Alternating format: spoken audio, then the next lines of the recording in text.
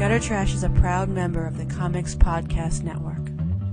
After an attack by the Vulture, Spider-Man is sprayed with bug repellent. Poisoned and disoriented, he unknowingly seeks refuge in Doctor Strange's bathtub. Dragged into another dimension by man-eating spider demons, Spider-Man must fight for his life and outwit them, despite being under their control. Doctor Strange follows his soul into this other world and must find a way to sever the mystical bond holding Spider-Man prisoner, while dealing with the bizarre inhabitants of this world in Brendan McCarthy's trippy Spider-Man Fever.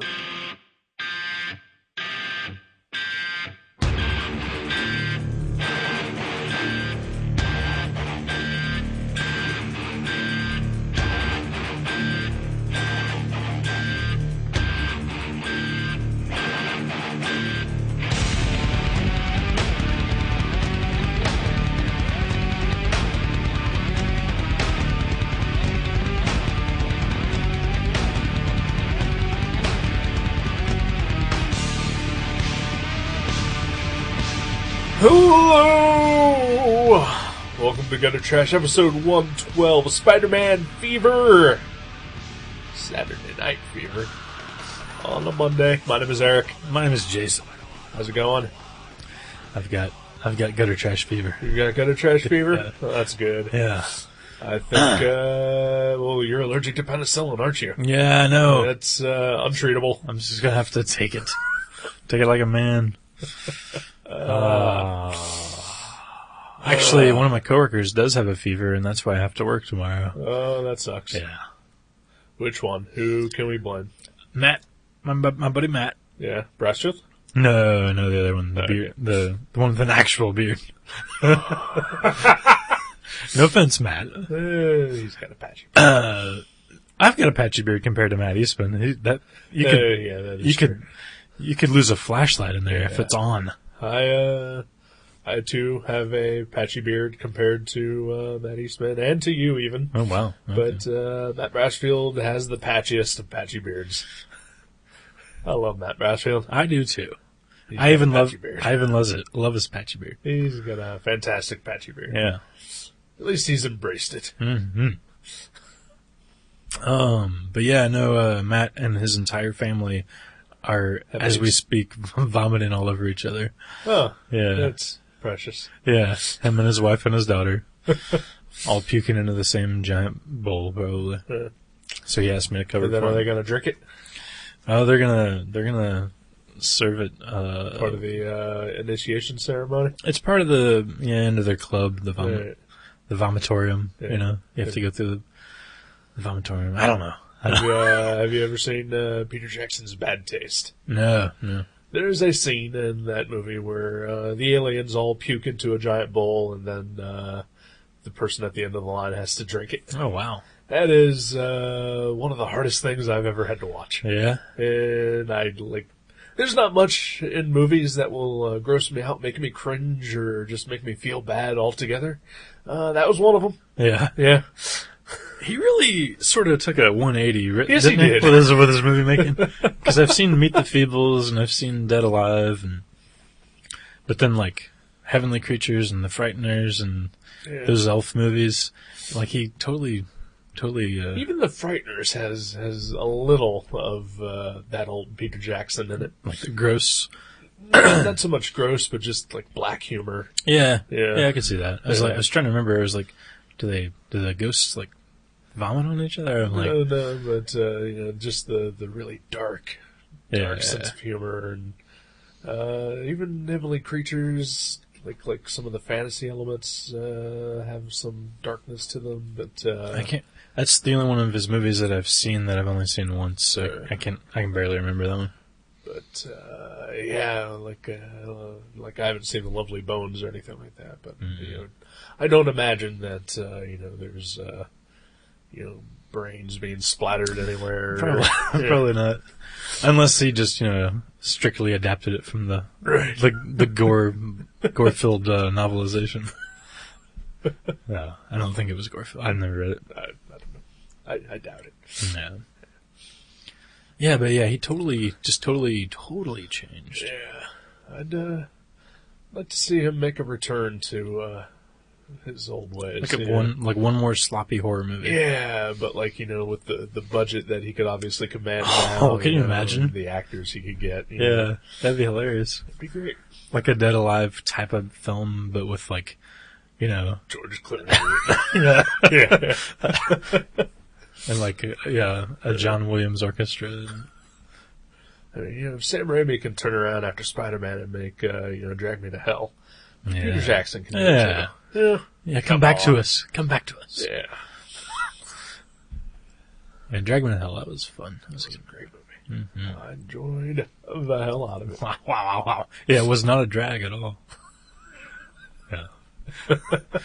Those were both terrible. Yes, they were. Well, we're horrible people. We are. Some of us more than others. Mm-hmm.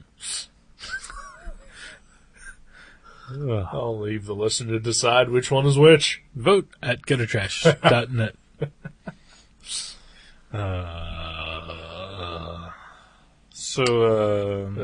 How was your New Year? I don't know. It was a couple weeks ago. Oh, yeah. Yeah. Who knows? Who I remembers? forgot. Must have been good. What up? High five. Any night you forget's a good night, folks. That's what I'm saying. Actually, I remember all of it. No. Okay. That's too bad.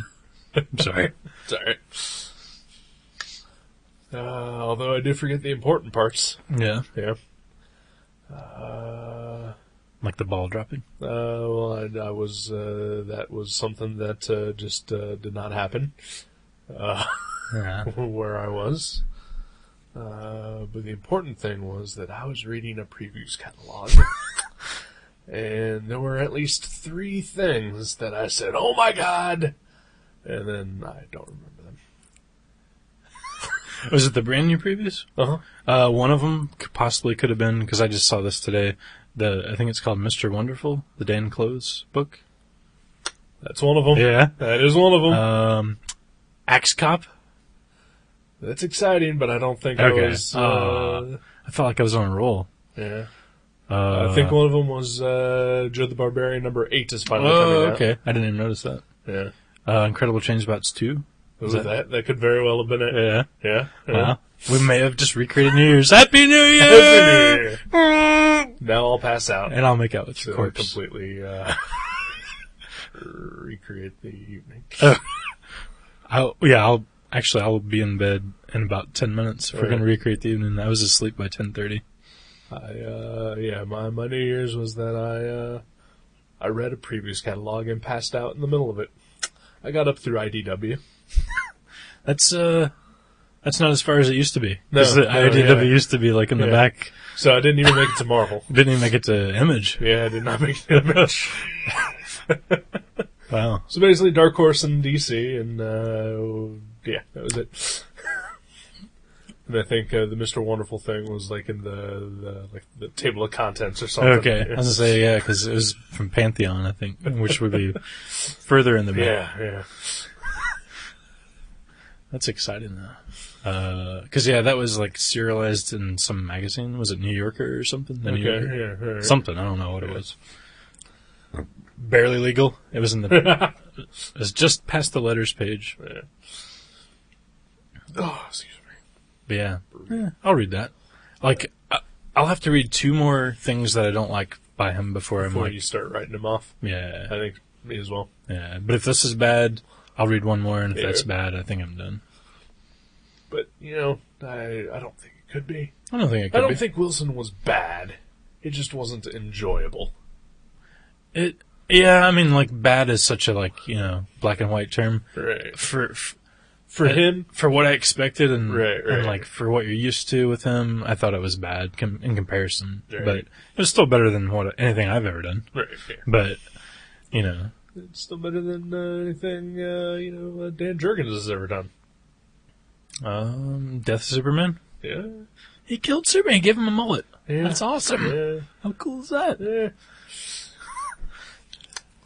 I'll give Dan Jurgens credit for the follow-up to the Death of Superman.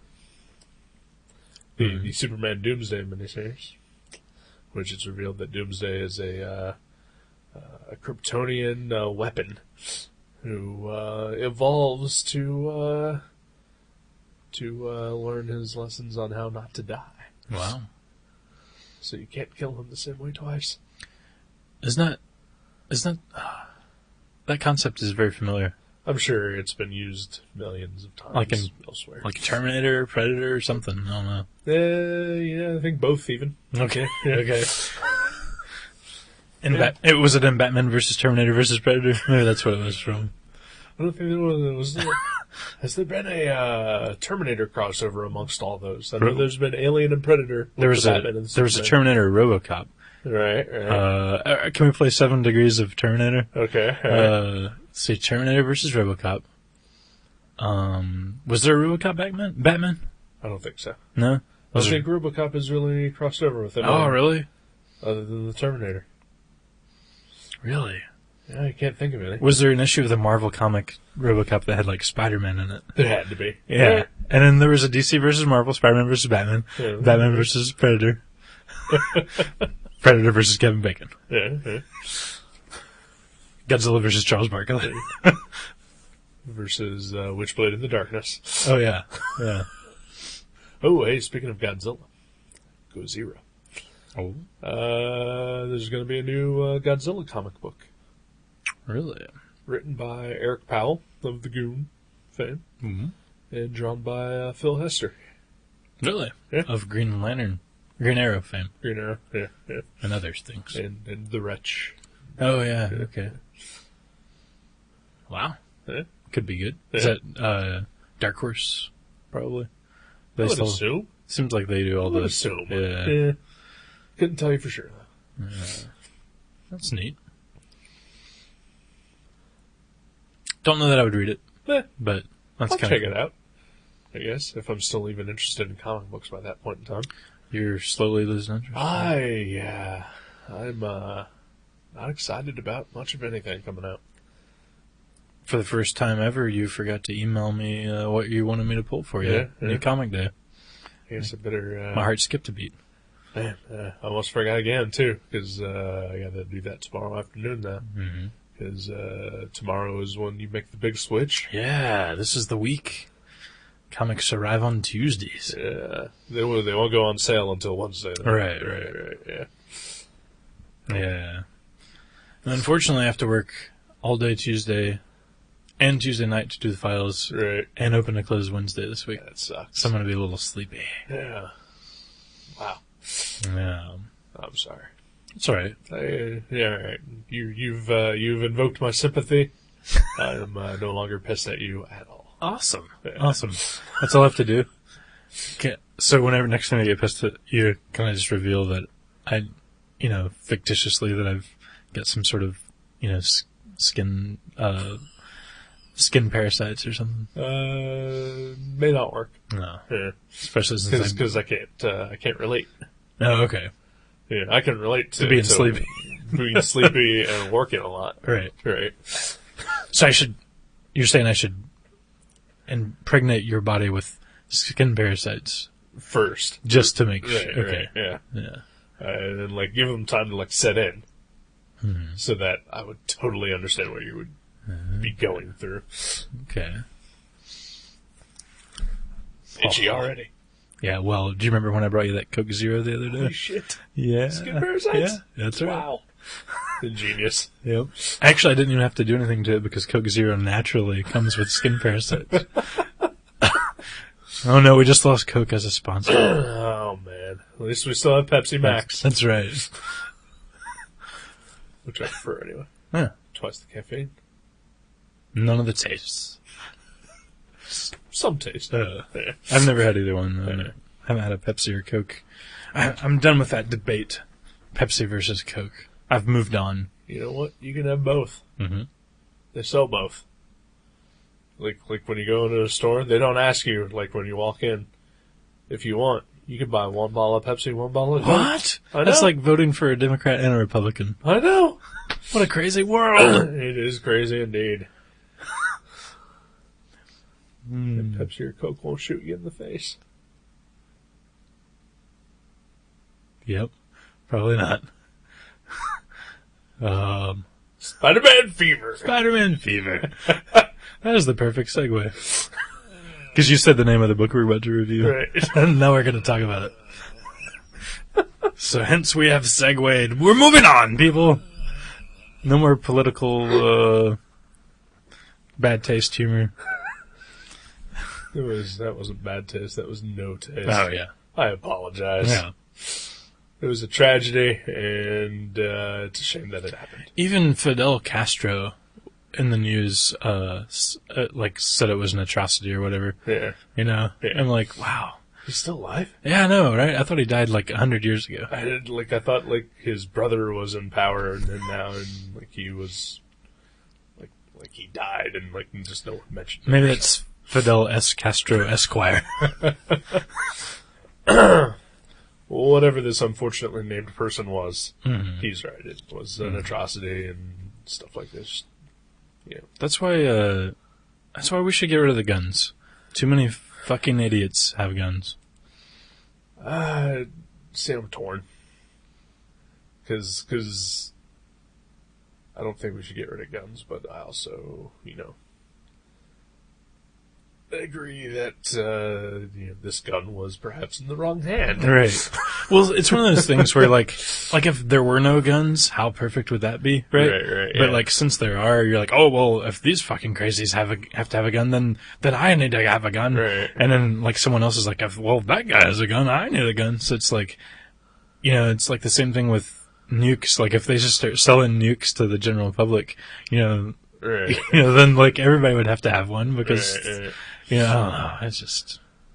I guess ultimately I probably agree with you that we should probably just not have guns. Yeah, it's too bad. You can use them in movies. Yeah.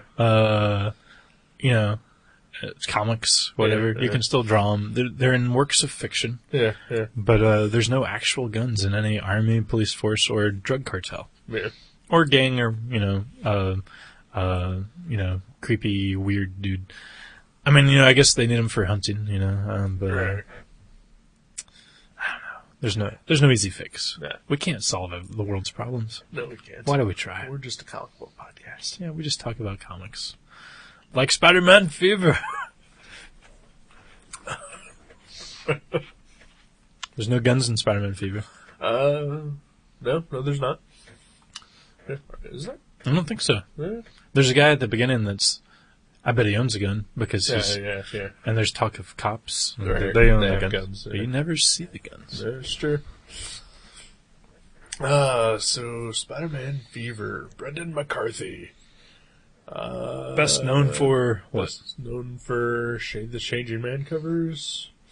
Probably some 2000 AD work that I'm Yeah. unaware of.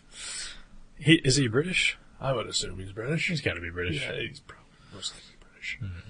A lot of work with Peter Milligan.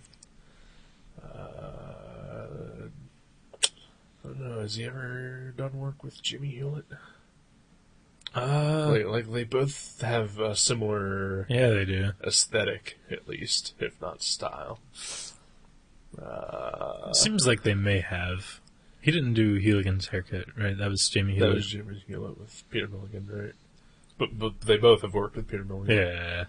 I think they both have just come from that same sort of time and, Right. and mind space. And they probably have the same dealer. Probably, yeah. Because if Brendan McCarthy is not on drugs, then somebody should suck the juice out of his brain and synthesize it. Yeah. and sell it to hippies. Yes. Yeah. This is kind of a... It's a mindfuck. Surprising that Marvel even published it. Yeah? Especially that this is a recent Marvel book. Yeah, it's really reminiscent of what they're doing in Strange Tales. Right. Where the character, because, bizarreness aside, there's instances where, I think there's, more than one instance where Spider-Man, he doesn't really curse, he doesn't say, fuck, or anything, but I think he says, what the hell, and he's like, these damn bugs, or something, and it's I've read a ton of Spider-Man books, and I've never seen him curse. You've obviously never read Ultimate Spider-Man, then. I never have. He curses quite a bit. That's unimaginable. Curses quite a bit, and sometimes in Yiddish. Though I'm pretty sure Peter Parker is not a Jewish name. Probably not. Yeah. No. And neither is Bendis, is it? Bendis is Jewish. Is he? Yeah. Okay. The man. Yeah, the writer. Okay. Yeah. So that's why he curses in Yiddish? Yeah, yeah. Okay. Huh. I didn't know that. Yeah. But, well, this is one of those books, I think, that drove fanboys insane. Yeah? On 2 levels. One, because it is pretty much, reading it is like taking a hit of acid. Yeah.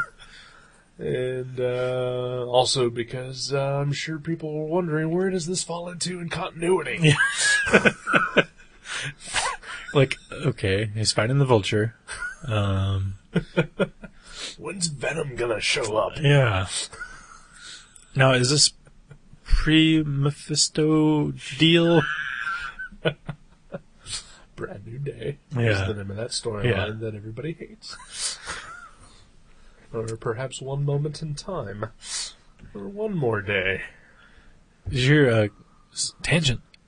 Quesada is not Yeah. in charge of anything? He's still in charge of something. Yeah. I think he's been promoted. He's like creative director or something. Yeah, chief creative officer.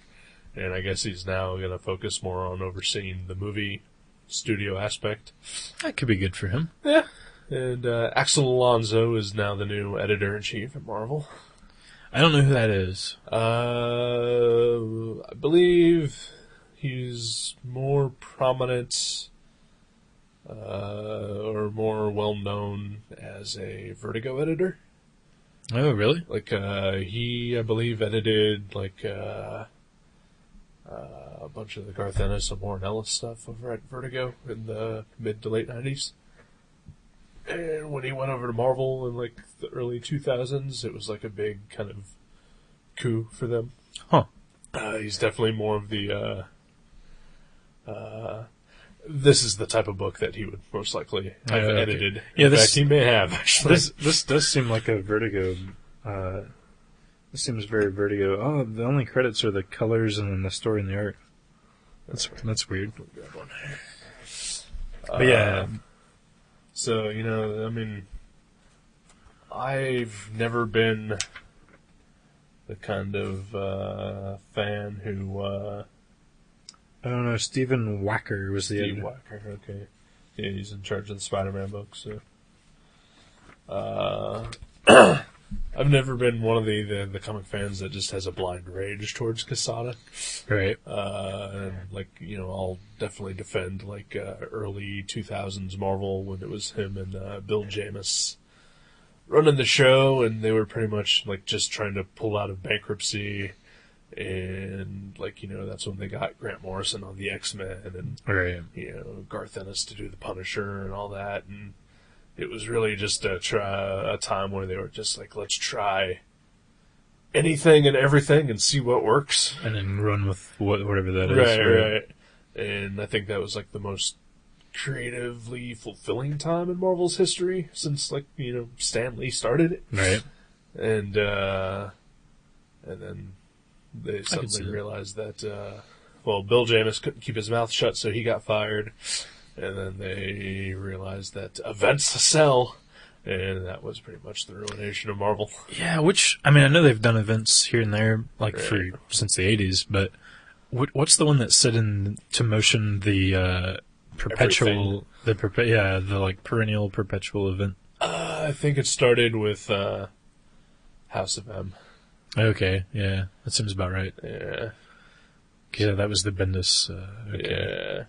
I think that really kicked it into motion. That went into, like, Decimation and... Yeah, it's so terrible. Yeah, I don't know. Avengers Disassembled, Right. all that, yeah. But yeah, the cool thing about this book is, like you said, it doesn't fit into any continuity ever. No.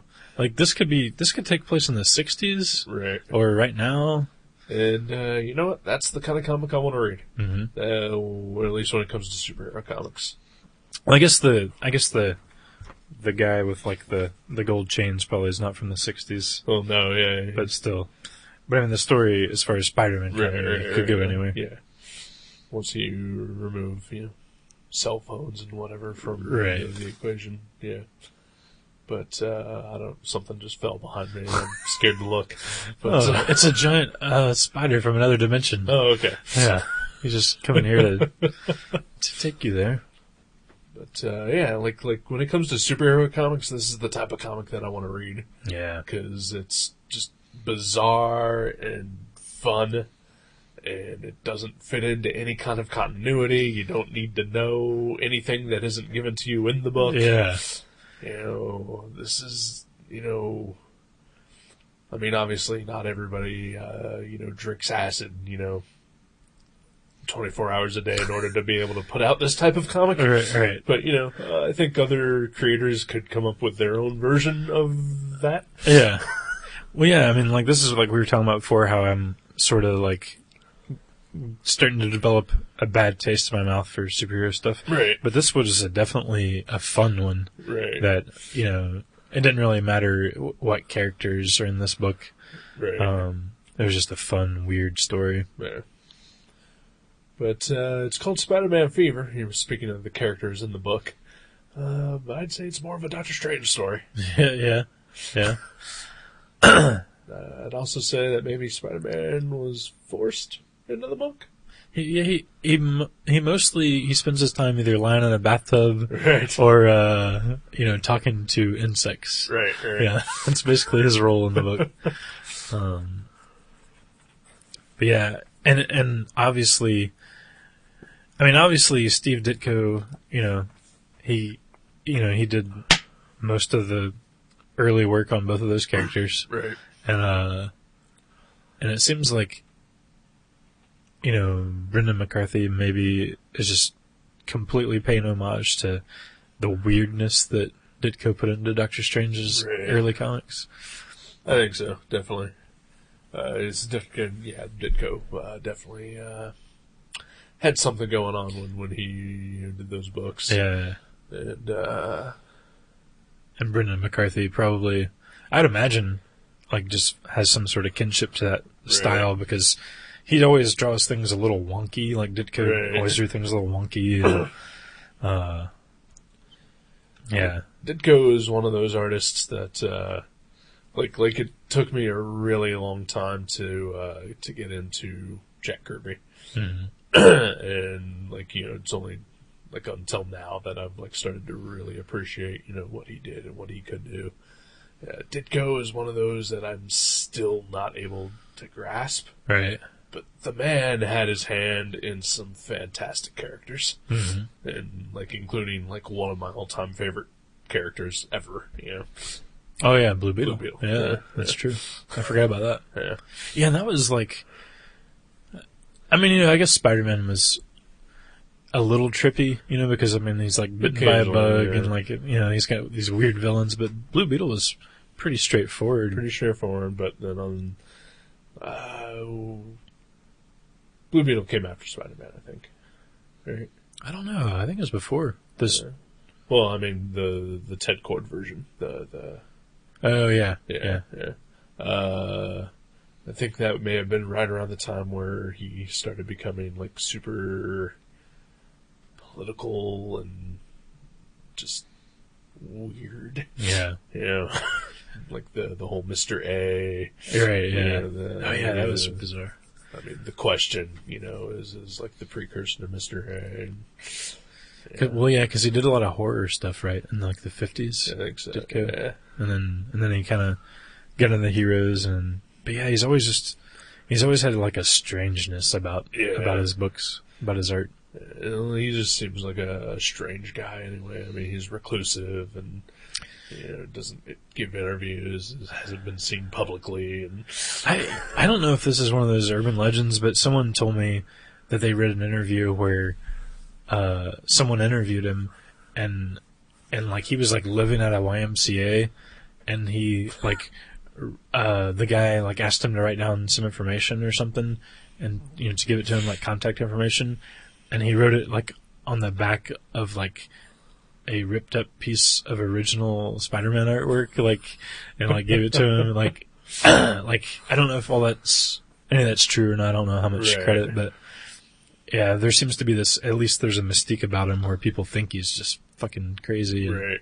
I know there was a documentary a couple years ago that I think the BBC produced about Steve Ditko.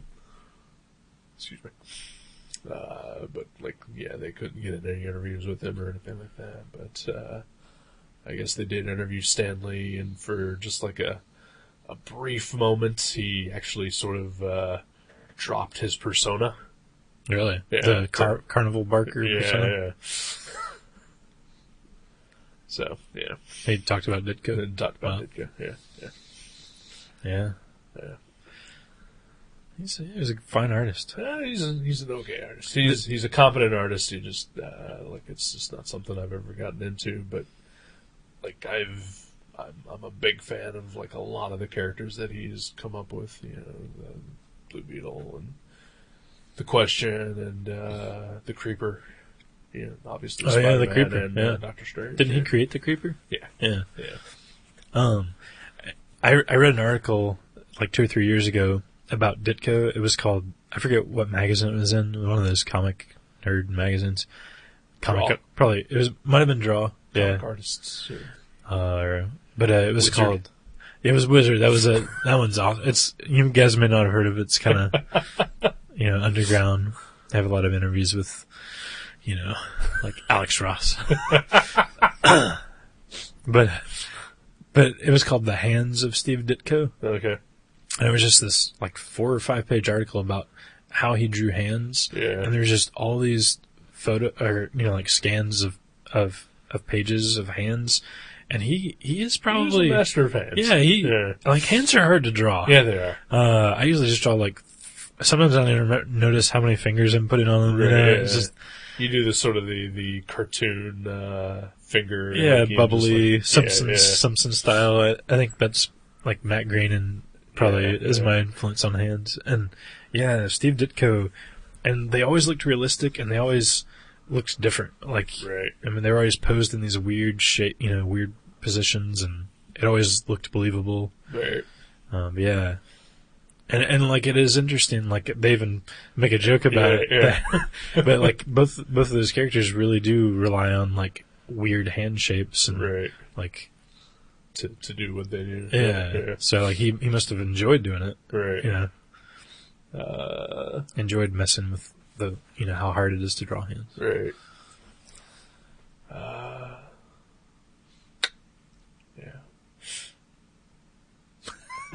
Yeah, we don't have to talk about Ditko. I mean, Yeah, but I mean, it says something that like our conversation is focused on that, just how much of an influence he is and was, on like a generation of artists, and like even like the stories that they tell, right. especially when obviously I don't think anyone sat down Brendan McCarthy and tried to rein him in or anything like that. Right. If they did, holy shit.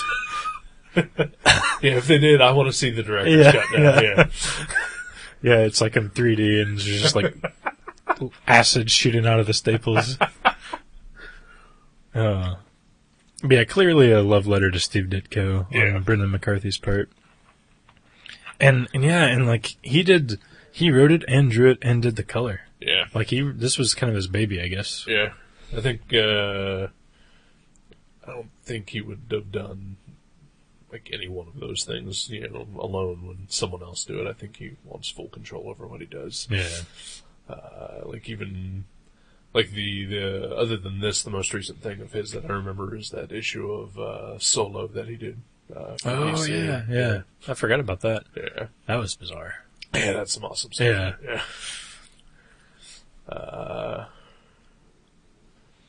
Excuse me.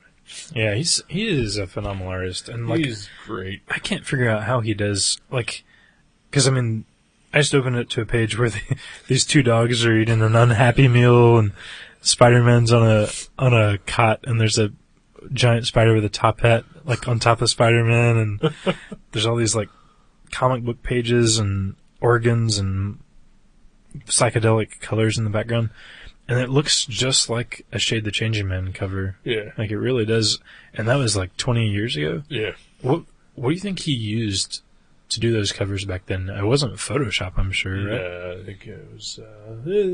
It may have had some photo manipulation, but it would have had to been hand done, Like airbrushed or something? airbrush or just tricks, in the darkroom or whatever. But yeah, I think he's just a painter. Yeah. Yeah, either watercolors or marker renderings or who knows. He's amazing. Very bright palette. Maybe- Literally, yeah. there are pages that are just rainbows. Yeah. But it's not distracting. Like he still tells the story, Yeah. and you're never like overwhelmed by the fact that there's a million colors on a page. Right.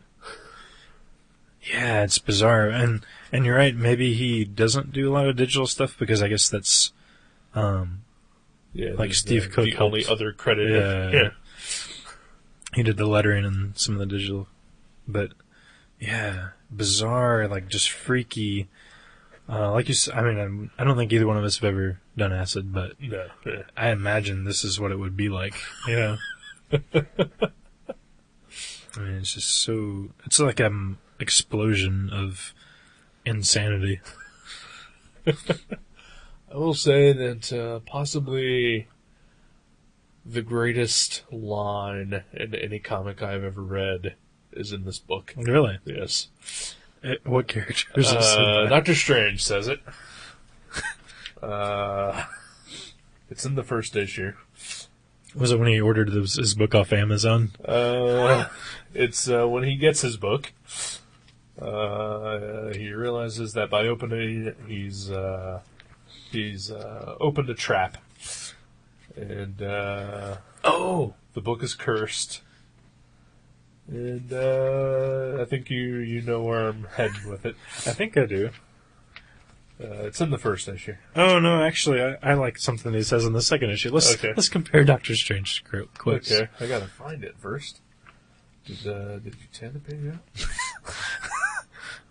out? It was one of those pages where Spider-Man cursed, and I just couldn't deal with it. I ripped it out, balled it up. It's like Aunt May should wash her mouth out with wheat cakes and soap. So yeah, Doctor Strange has opened his cursed book, and it's weaved a spell within his Sanctum Sanctorum, and he says a dark presence has invaded the Sanctum Sanctorum. It's here in the bathroom. Yeah. Okay. Yeah. I didn't even catch the humor in that the first time around. I really like when he says, "Take this twist, brother, El Dorado. We are standing still." That's awesome. Which he says to, and I'm wondering if this is some sort of homage to someone like some fangirl on the internet, because this character's named Nen Girl, and it just seems like that seems very internet like. It seems kind of internet-y, but I think it's supposed to be some sort of Aboriginal. Okay. I think she's an Aborigine. What, Aboriginals don't have the internet? They may. I'm not saying that they don't. Yeah. I'm just thinking like Nine Inch Nails girl. I think I've actually Right. probably seen that somewhere Probably. online. But NINGRRL. yeah, yeah. But yeah, what a bizarre adventure for Spider-Man to somehow be Yeah, involved yeah. in. It does seem, like you said, it seems like it's a Doctor Strange story. Oh yeah. Spider-Man is like, they'd be like calling, I don't know, it's like, I mean, it's a team up book, but it's definitely within Doctor Strange's realm. yeah. Yeah. Spider-Man is the princess in Mario. Right. And, Yeah. and Doctor Strange is Mario. So it'd be like calling that game The Princess. Right, and you right, only yeah. see her whenever she gets kidnapped and saved. Yeah. But it is a beautiful book, and the story reminds me so much of, like you said, he did work with Peter Milligan. Right. It reminds me of Old Shade the Changing Man so much. Yeah. Like it's just, you're like, there's all these leaps of faith where you're like, yeah, okay, yeah, I'll go with that. Yeah. I see what you're saying. It doesn't make sense all the way, but it's moving the story along, and it's Right. Yeah. So, And I think that you need that. right. Like, especially with superheroes. And they've just gotten so bogged down into just being, and I'm going to use total air quotes when I say this, deep. Yeah. Because they're not. Right. But trying to make them that way and just ignoring all the fun stuff that can be done with superheroes. Oh, yeah. Like we had our big arguments, like when we did the Lobo episode, but Right. I'm totally on your side with that. Mm-hmm. Like just superhero comics are not good anymore. And this is one that shows you that they can be good. You just need to do something Fun and weird. Well, yeah, it's like, when Frank Miller and Alan Moore, said, hey, look, you can tell these awesome, serious, dramatic adult stories with Right. superheroes as a vehicle, like, instead of, like, the world going, wow, that's really neat. That's cool that we can do that. Right. And then, like, moving on and doing something different. Right. Like, it just, like, became this thing where they're like, yeah, let's make them, it's like 30 years now of just, like, dark and, like... Let's keep recreating the Watchmen. Yeah. Let's try to recapture that. Yeah. Yeah. They're like, but let's make them so serious and realistic and, See, like, that's the kind of stuff Yeah, that should be happening. like Rocket Raccoon, yeah. Yeah. And Howard the Duck. Yeah, I want to see some more Howard the Duck. I want to see some more, just like fun stuff. Yeah. Dr. Bong. Yeah. And I know that there are fun superhero books out there, but they all get canceled. Mm-hmm. And Like are you reading the Ant-Man Wasp book? that was a miniseries. Is that fun? It is kind of fun. Mm-hmm. But the Ant-Man series that Robert Kirkman did was super fun. It was different than most of anything that Marvel was putting out at the time. Right. And that got canceled. It's like every time Marvel or DC does try to do something different on an ongoing basis, Right. it always fails. Because nobody wants to read it. Because for whatever reason. It's surprising though, because it's weird that Strange Tales warranted a second series, Right. because when that was coming out, the first series was like, this is amazing, I can't believe this is happening. But, I was like, this will never happen again. Right. And because they were like $5 an issue, Right. and clearly it's not something like 90% of Marvel readers want to read. Right. But I guess it was successful, right? Because they did a second series. I mean, it had to be financially successful to a point that they did that, but I think it was more critically acclaimed than anything else. Oh, okay. And I think it was one of those things where, like, oh, we have a book with some prestige behind it at this point. Yeah. Okay. Yeah.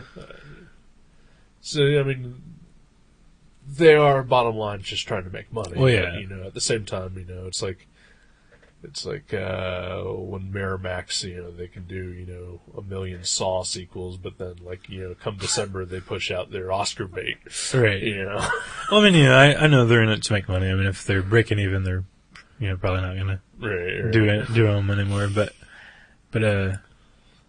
yeah, it's just like, it's too bad that things got in such a rut that they feel like everyone only wants to read these, dramatic, Right. serious, brooding superheroes. And, I realize, like, there are some writers that inject some fun, like Right. especially Kirkman, as you said.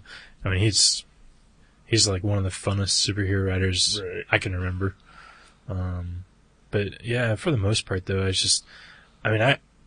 don't read a lot of those books, but I see them all. I read the blurbs and previews, and I see every single comic that Marvel and DC, like every single Marvel and DC comic that comes into our store Right. is one that I've ordered.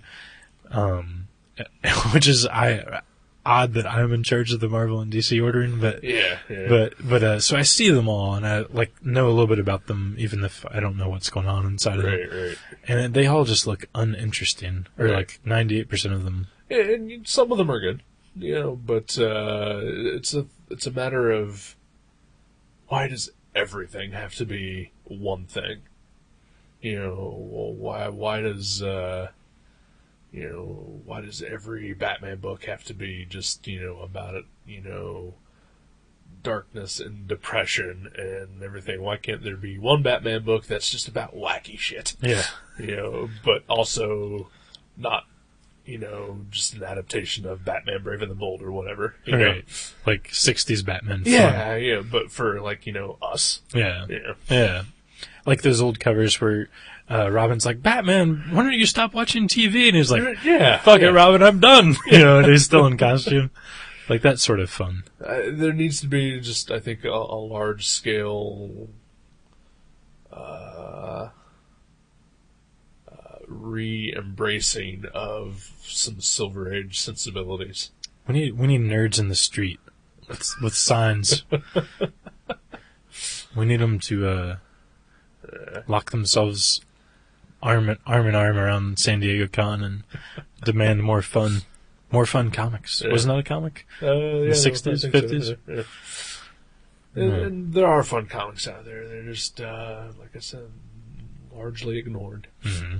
Like Marvel was even putting out the Mighty Thor, which I think got canceled after 6 issues, which I never read because I don't much care for Thor. Mm-hmm. But it was also like the 100th Thor book that they were putting out at the time. But it apparently was incredibly good and incredibly fun. But because people heard fun, they ignored it like a junkie. Well, you know what? I think could be one of the big problems, and I just thought of this. Those people that, they're like, oh man, there's 100 different Thor books. I don't know which ones to read. Well, I know this one's part of, this giant storyline that I'm trapped in. Right. I guess I'll just read that. So it's like, I think a lot of those people might feel, not Trapped. really, not so much compelled, but trapped. Yeah, Right, they're right. like, well, I gotta read this, or I'm just gonna lose my ground and not Right. know what's going on in the other 5 books that tie into it. Yeah. So, like, these fun books, like Spider-Man Fever and Mighty Thor, get they're under the radar of the Marvel zombies. The ones Right. that are just completing their collections. Right. But it's like I said, it's like if people read this, well, where does it fit into continuity? Right. It doesn't. Don't worry about it. Yeah. Just read this. Yeah. I know. I read these while I was eating breakfast this week, and Yeah. it was so much fun. Yeah. It was a good book. I read them twice this week because it's been a while. Yeah. Well, this is cool that we both had our own copies of it, too. Yeah. And we still have copies of Mavericks, Yeah. if anyone listening wants to buy them. I'm sure there's a trade out there at some point. Right? It's already been ordered. I Yeah. ordered a copy. I ordered Yeah. one copy because figured. Right. Yeah. I think we only sold like 5 copies of this. Right. You, Me. me, and 3 other people. Yeah. Oh well. It's weird and fun. Weird and fun. Drug users, take note. Definitely. Brandon McCarthy is a bizarre genius. Mm-hmm. Yeah. And I'd like to see him do more. I'd like to see more of his take on mainstream superheroes. Yeah. So, I think that's where my sensibilities are lying nowadays.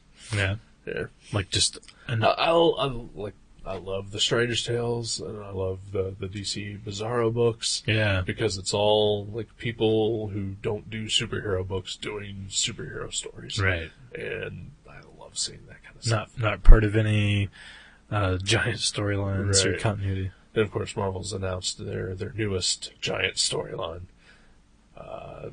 They're bringing the event book back Oh boy. because it went away apparently. Oh, it did? At some point. Oh, I guess it did. Yeah, I don't know. know. Yeah. Fear itself. Oh, is that the one where like Spider-Man number like 3000.1 and Wolverine number 5.1, all that stuff? Did you hear about that? No. They're doing like, I know because we've ordered Wolverine number 5, but we've also ordered Wolverine number 5.1, and we've also ordered Wolverine number 6. Oh, I know what those are. Those are jumping on points for new readers. And they're going to be the only books that Marvel are going to sell at $2.99. Okay. Yeah, to compete with DC dropping all of their book prices to $2.99. So are they like 0 issues, like Origins? They're not Origins, but they're just clean points for places for Yeah. people to jump onto before they jump into the next event. Wow. Like, I think the Spider-Man point whatever is going to be the introduction of the brand new Venom. That's what I we think need. is the Punisher. Punisher Venom? I think he's the Punisher. That's my theory. I don't know anything about it. I'm not going to read it. But it's Rick Remender and Tony Moore, who were previously working on the Punisher. And the Punisher is no longer being published. And now they're working on the Venom, who dresses like the Punisher. Yeah. With the Venom costume. I think it's the Punisher. I see where you're coming from. Right. Well, be sure to check it out in Venom Point 1 or whatever. Spider-Man 365.3 Point one. and a half and 2/3. Bagged with a scratch and sniff card. Because that's what you demanded. Make my Marvel. Yeah, all right. Let's take a break. Okay.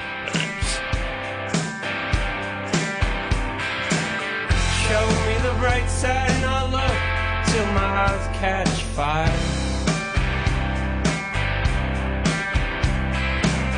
And please forgive me if I leave you feeling uninspired. My only pleasure is to make that bubble burst. I can't find comfort in the fact that it could be worse. You tell me there's so many things for which I should be glad. And I'm truly sorry if I made your party guests feel bad.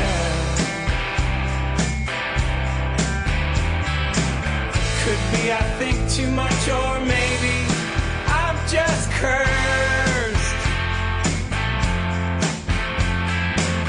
I can't find comfort in the fact that it could be worse. I can't find comfort in the fact that it could be worse. The ballerina shoved me out the way. They've got some lucky numbers left to play. I wish that they would turn back into birds and fly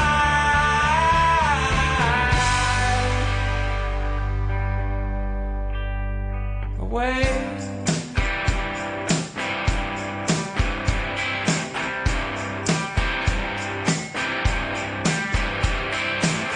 Show me the bright side and I'll look till my eyes catch fire. And please forgive me if I leave you feeling uninspired. My only pleasure is to make that bubble burst. I can't find comfort in the fact that it could be worse. I can't find comfort in the fact that it could be worse. I can't find comfort in the fact that it could be worse. Welcome back, true believers, to Gutter Trash. Excelsior. How did you enjoy getting your star on the Hollywood Walk of Fame there, Stan? Oh, I bet he paid for that. Don't you think? I think like all the stars have to be paid for. Oh, yeah. I mean, like, who paid for it? Do you think he paid for it? I don't know who pays for them, but I know that you have to pay like an exorbitant amount of money to get it, and then it has to be approved by like a committee, and it's I don't know, all masturbatory bullshit. So, is it just because he's become this icon and his ideas are Hollywood properties, or is it because of his exquisite Hollywood acting in all of his movies? I'm pretty sure it's just his iconic Right. ideas. Yeah, It's not him playing Ralph Nader. Who did he play? Hugh Hefner Oh yeah, yeah. Wow. and Larry King. Larry King. That's what I was Yeah, trying to think of. yeah. What did I say? Ralph Nader. I don't know. And it may also be his trampoline of Jack Kirby and Steve Ditko's legacies. Oh yeah. It's true. It's possible. I don't know if I mentioned this already or not, but Stan Lee also had a birthday recently. Oh, huh. Yeah, like 2 weeks ago. It was like just before he got his star. Oh. Yeah, I believe he turned 88. And on Facebook, I said, "Happy birthday, Stan. My present to you is I won't mention how much you treated Jack Kirby, Steve Ditko, and John Romita like shit." Aw, poor Stanley Leibowitz. I think it's Lieber. Lieber, I think is it? Yeah. Yeah. Well, you know, for all that he's probably done and whatever, Yeah. I still love Stanley.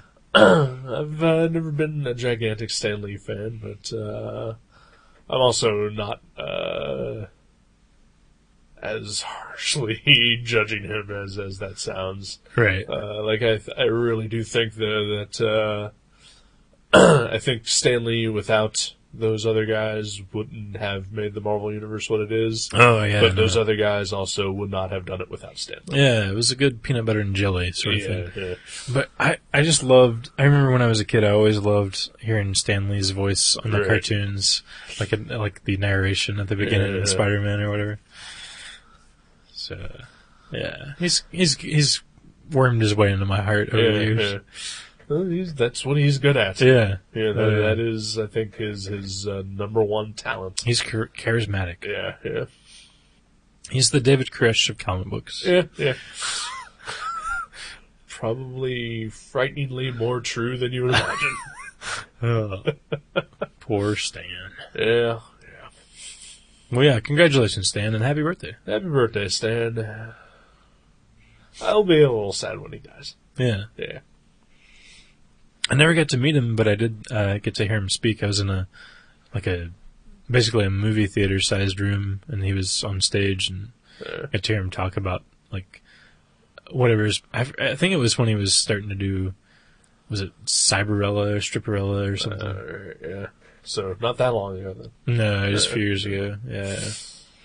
But yeah, Stan the man. He's a shrewd businessman. Do you think he's read Spider-Man Fever? Probably not. You think? Because I would imagine Jack Kirby was into drugs, and I would imagine Steve Ditko was. Yeah. But you think Stan was like their straight man? Like Probably. their straight buddy who was always like, "You guys are so weird. I'm going to go write 5 comics." Yeah, I think so. I definitely think so. Yeah. That's cool. That's a good mix. Yeah. Huh.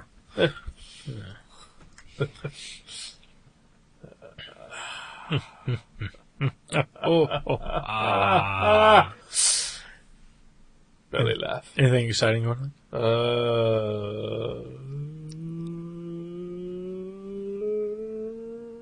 No. No? Watched a shitty movie on Friday. What shitty movie? Night of the Demons. Night of the Demons, eh? Yes. It's a remake of an 80s movie that I have never seen. Oh, I think you told me about this. Had the kid from Terminator 2 in it. Not Edward Furlong? Yeah. Edward Oh, really? Yeah. I thought you were going to say, like, the mulleted kid, his buddy. No. Edward Furlong, who was also in American History X, which is also not as good a movie as everyone thinks it is. I think that's a really good movie. Oh, have you seen it recently? Maybe like 5 years ago. It does not hold up. Really? Yeah, it does not hold up. Really? Yeah. I liked it a lot. It's, like I really liked it the first time I saw it. But then when I watched it again, and, it's too bad John Mitchell didn't have nostalgia equals distortion at that point in time. Oh, yeah? But, yeah, that did not hold up. It, everything about it screams made-for-TV movie. Oh, wow, really? Like, if you take Edward Norton out of it, that should have just been on, like, Lifetime or something like that. Oh, man, really? Wow. Maybe somebody will, And then plus, it's got that overlying message, and the message is important, but the message curb stops you. It's not a subtle movie, is what I'm saying. Yeah. Maybe somebody should nostalgia equal distortion it. I mean, someone that hasn't seen it. Right. Brian, Brian. get on that. Yeah, there you go. Unless you hated it the first time. Right. I can see him hating it. Really? Yeah. Really? Yeah. Okay. I don't know. I don't know much about his movie tastes. I don't think he likes movies. I think you and him both liked a movie that I recently saw that I could not get into at all. Huh. The Boneyard, the one that you lent me.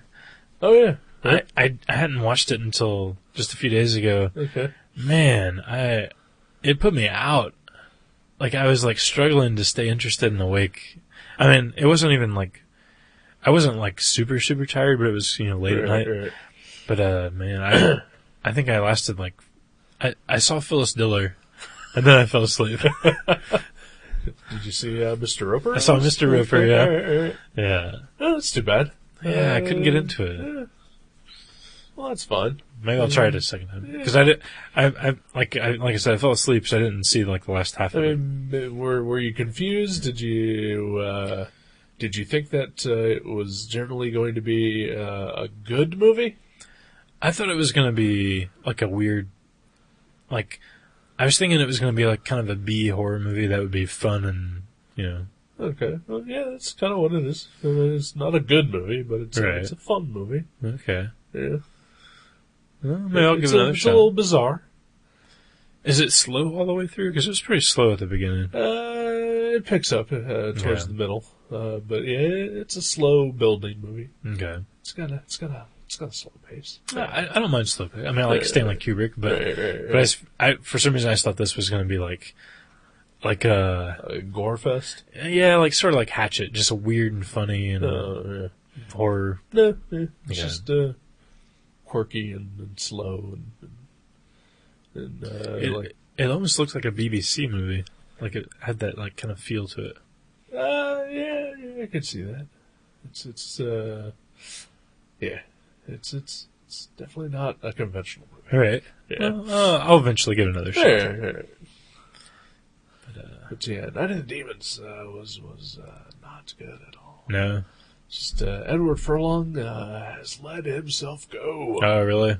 He because I would imagine he's got to be like around our age, right? Yeah, I I thought mean, so. like when T2 came out, I think he was like 14, and we were roughly around that same age. Yeah. He looks like he's about 20 years older than us. Really? He's put on like at least 60 pounds. Drugs, And, probably. yeah, I believe he was drunk through the whole movie at least. Wow. And looked like he hadn't slept in like a week. Oh, that sucks. Like, I remember whenever he did, like, he kind of disappeared for a while and he heard he had drug problems. And then, like, he showed up in a John Waters movie and I was like, Right. oh, cool, he's coming back, Because, John Waters is a good stepping stone to come back from rehab. Right, And, but yeah, he just kind of disappeared again. So that's too bad to hear. I know he did a direct-to-DVD Crow sequel. Oh, that sucks. Was he the Crow? Yes. Oh, man. Wow. That's really too bad. Shannon Elizabeth was also in this movie. She was the chick from the first American Pie movie that got naked on the internet, and she was foreign. Oh, okay. I know what you're talking Yeah. about. Also has not aged very well since American Pie. Also not a good actress. No. And actually, the age of everyone in this. Okay, you don't know anything about the movie or anything. Night of the Demons? No. Yeah. All right. Basically, it revolves around this huge party, and then demons invade or whatever. I don't know, but Uninvited guests? uninvited guests, but they're demons. But every character in the movie, every female character in the movie, okay. There's the final girl. There's always the final girl, and The survivor. The survivor. And when we first meet her, she's talking to another woman who is putting on a Halloween costume. It takes place at Halloween. I thought that was her mother, just a roommate. All the female characters in this movie look like they're in their mid-40s. And they're going to a party that looks like it's for people who are, basically... high school. In high school, Yeah. And Edward Furlong, of course, among them. The 40-year-olds. Yeah. Right, yeah. Well, he hears you can score some pure meth from the high school kids. He does play a drug dealer in the movie. But I believe his character is supposed to be like, maybe 22. And, he looks like he's edging 50. Oh, man. Yeah. Oh, man. Oh, poor Eddie F. Yeah. And then just the movie itself just sucked on top of all that. See, I really liked Eddie Furlong, like even in Terminator 2, I thought he was fine, and I liked him in Pecker, and I sort of was rooting for him to do all right. Right. That's too bad. Yeah. I was hoping that this was going to be like a really fun, gory horror movie, and it just failed in all respects. No. Yeah. And I thought it was just going to be full of like, tits and blood and just laughs. And, nope. That's funny that you said that, because like, it may have been Friday, actually, when I got home from work. Doogie was like, I'm just in the mood to see some tits and blood in a movie. And I was like, I think I have one or the other. I don't think I have anything with both. And I suggested Hollow Man, because he has Hollow Man on DVD, or on VHS.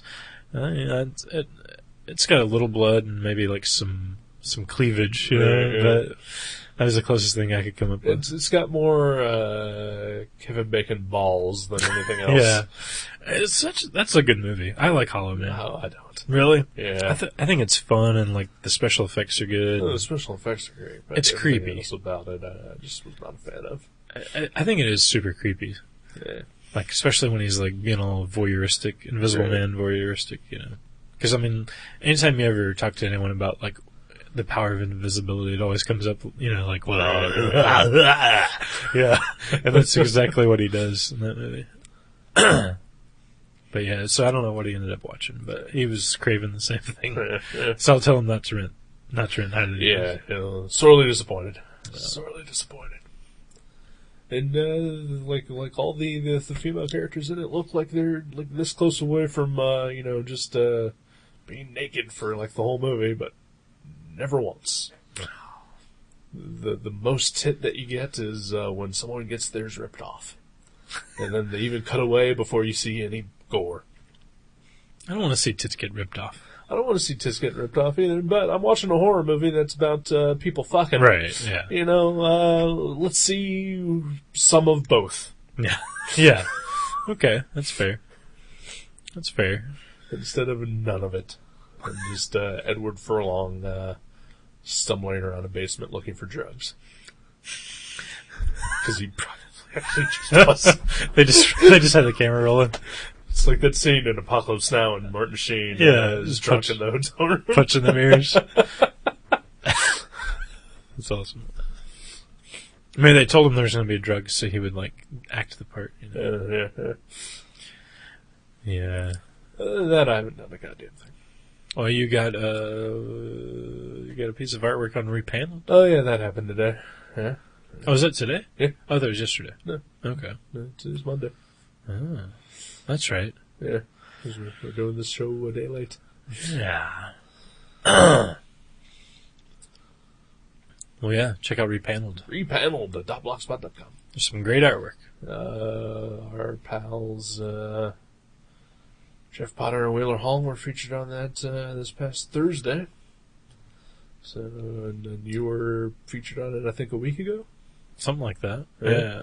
So, then Pat Kane, all of the OK Panic crew's been. Oh, wow, yeah. So, step it up, Pat. Yeah, step it up, buddy. Yeah, I just noticed, I hadn't looked at it in like 3 or 4 days, and I just noticed Jeff and Wheeler's and yours today. So yeah, congratulations to the 3 of you. Yeah. Although I don't think Jeff and Wheeler listen. So. No, I don't think so. Nor should they. Nor should they. Yeah. Anything else? Fun? Happiness? Happiness. No happiness? No Oh.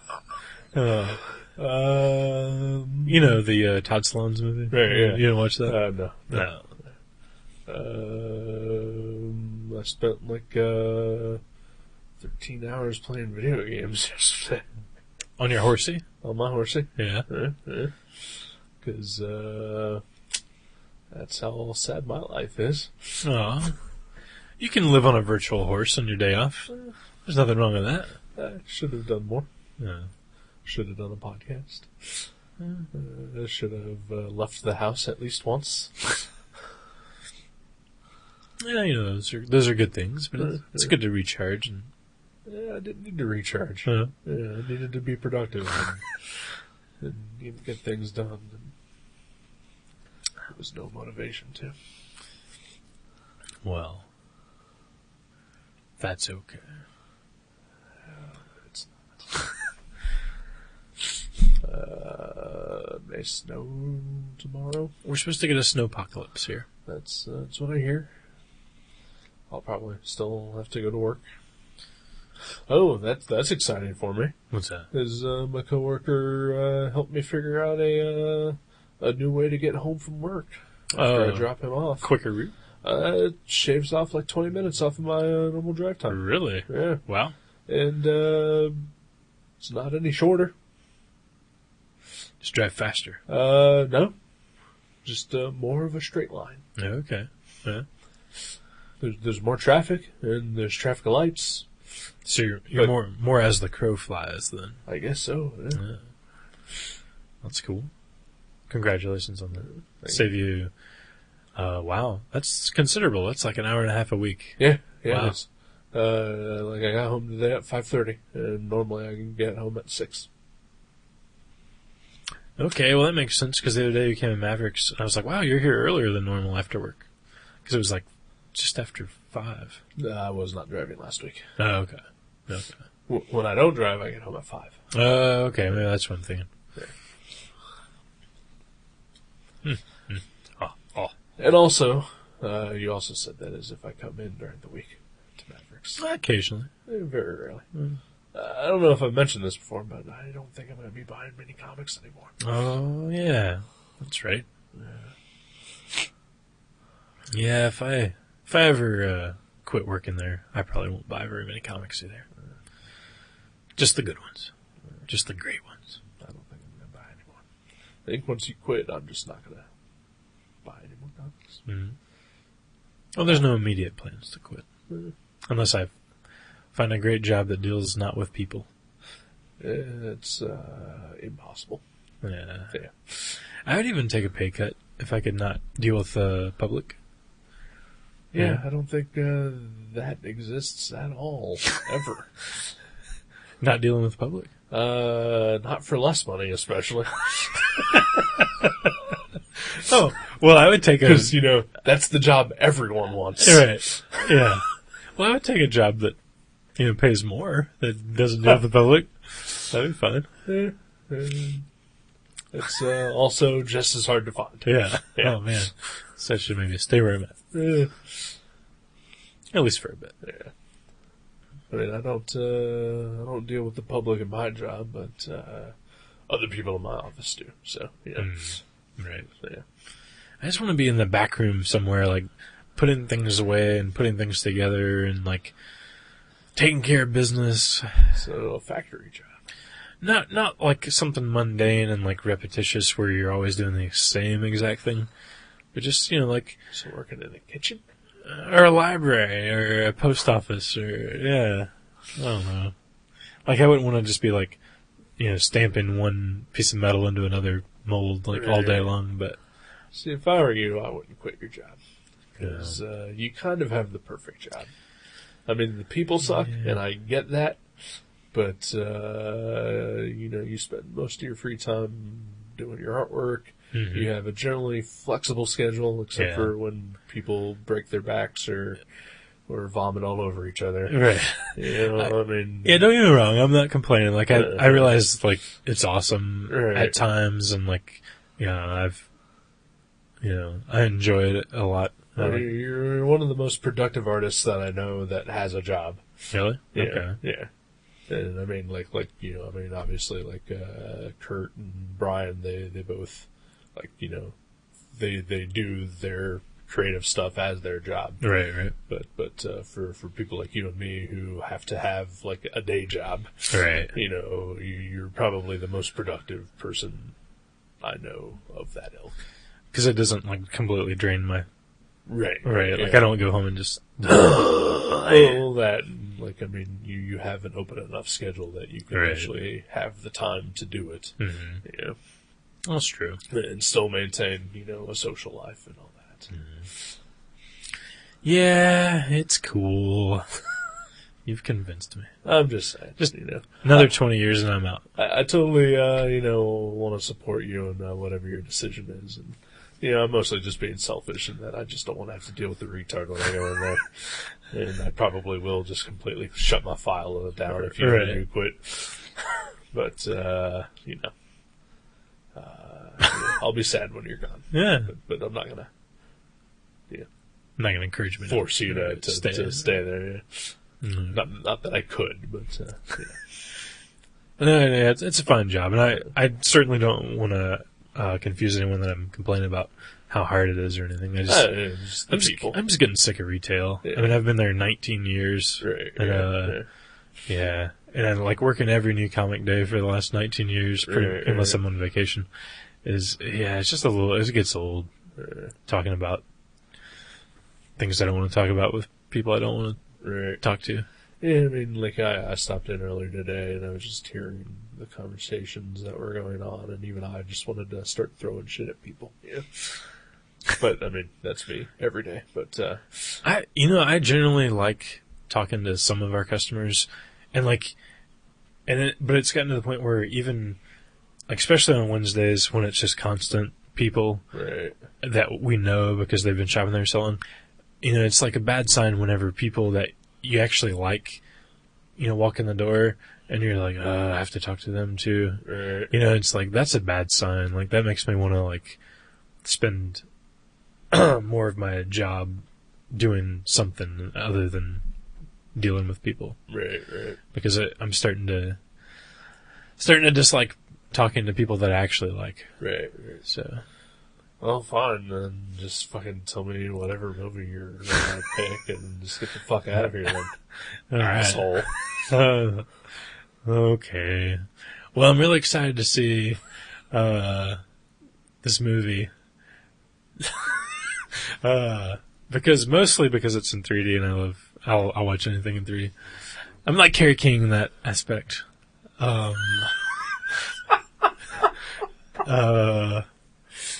So we're gonna go out and see a field trip movie. Wow. One more time.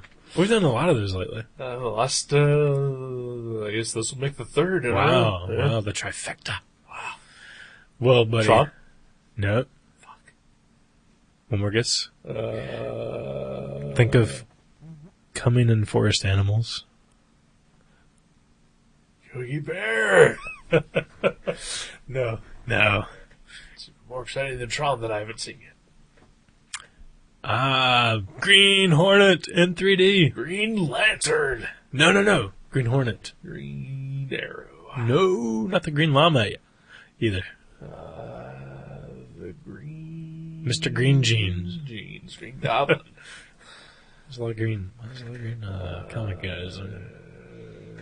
The Green... The Green Machine. Green Machine. The Green...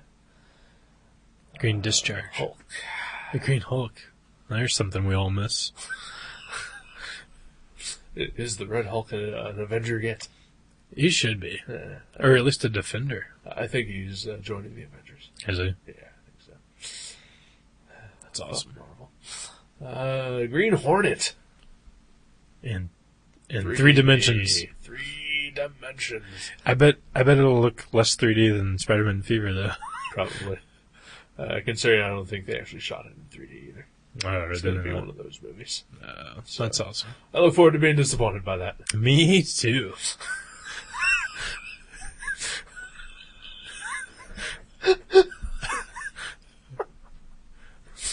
All right. Then. Green Hornets. Green Hornet. Based on the character that I've never read or seen anything about ever. I've heard some radio dramas. Really? Yeah. You have? Green Hornet Radio? When I was driving down to work by myself a couple years ago, like my air conditioner here was broken, so I would essentially stay down at my office for as long as humanly possible before coming home. Right. Usually, mostly when my girlfriend at the time was getting off, so I would just go to her house because she had a working air conditioner. And so, like at 9 o'clock at night on NPR, or like the local NPR station, they would play old radio dramas. Really? And, they would occasionally play a Green Hornet. Wow. I did not know that. I've never heard one of those. I actually listened to some the Shadow radio dramas last week. Oh, While I was eating dinner and I was listening to Orson Welles' Shadow. It was pretty nice. It was pretty nerdy and awesome. Yeah. I remember one time in drawing night we listened to I think it was a Superman radio drama. Oh yeah, that's right. With Batman in it. Batman was in it. I can't even remember. I think so. Did we listen to a Spider-Man one once that had like Bill Murray doing a voice of the Human Torch or something? I don't remember. I would have remembered that. Wasn't me.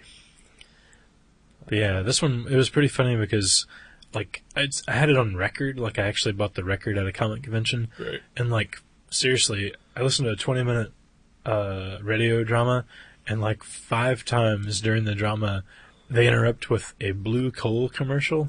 Like, it's like, don't forget to buy Blue Coal this winter. Don't let all the other, all your neighbors have Blue Coal. Don't let them, be ahead of you in the game. And it was just crazy. Like, they hit you over the head with this Blue Coal and like, how great it is and how it keeps your family warm.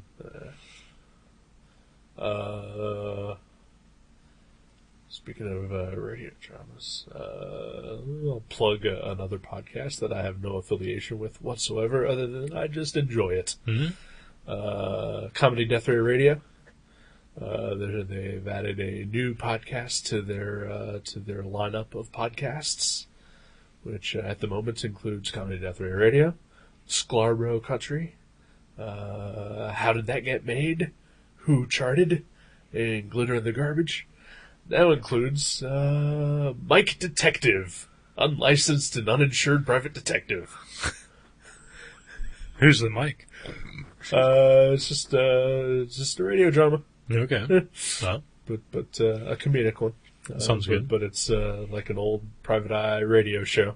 what's Glitter in the Garbage? It's a terrible podcast. No one should listen to it. But the others are all pretty entertaining. Well, Yeah. okay. Yeah, I've only heard a few Comedy Death Rays, but great, hilarious. Yeah. So yeah, Green Hornet. Green Hornet. Nephew of the Lone Ranger. Yeah? Yeah. Wow. Britt Reed. Pulp Hero. Pulp Hero. Pulp Hope. Pulp Hope. I like Pulp Hope. Alright. Michelle Gondry. Seth Rogen. Christoph Waltz. Is he Kato? No. He's the villain. He's the villain. Okay. He was the Jew hunter from Inglourious Bastards. Oh, that guy. Yeah. Okay, he's Yeah. cool. He's a good actor. Yeah. Cameron Diaz As Kato. as a person who shouldn't be in any movie.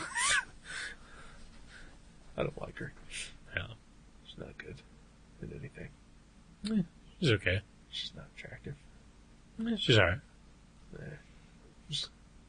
I have nothing against Cameron Diaz. I have everything against Cameron Diaz. Who's plays Kato, do you know? Nobody. Nobody. An Asian, I would assume. Ooh, I love those guys. Keeping to the source material, so you Mhm. gotta love that. Yeah, yeah. And I believe it's not Bruce Lee. It's not Bruce Lee. Not Bruce Lee. Hmm. Nor is it Brandon Lee.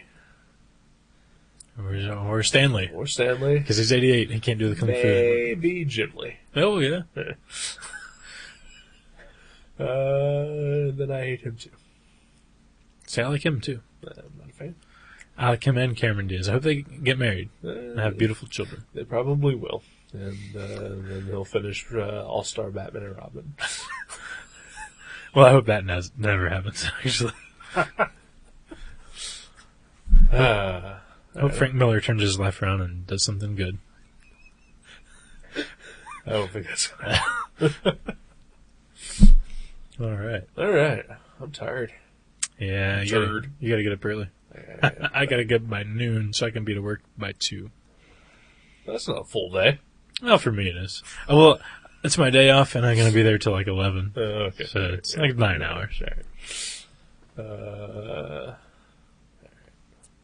gotta get up early because it might snow. So I gotta. Oh yeah, might be a half a foot. Yeah, I gotta make sure I'm up at least a half hour early to make sure that if there is snow, I can make it to work. And Bummer. But I'm gonna go see Tron tomorrow. Nice. I already bought my ticket, so that is set in stone. 3D, man, it's 3D week for you. It is a 3D week for me, and it is movie theater week. And after that, like I said, I think I'm done with movies until Thor comes out. Yeah, Yeah. Or at least movies at the theater. I can understand that. Yeah. I'm getting in the same boat with you. Yeah. Well, let's sink that boat That's what we do. into the harbor. Goodbye. Night, everybody.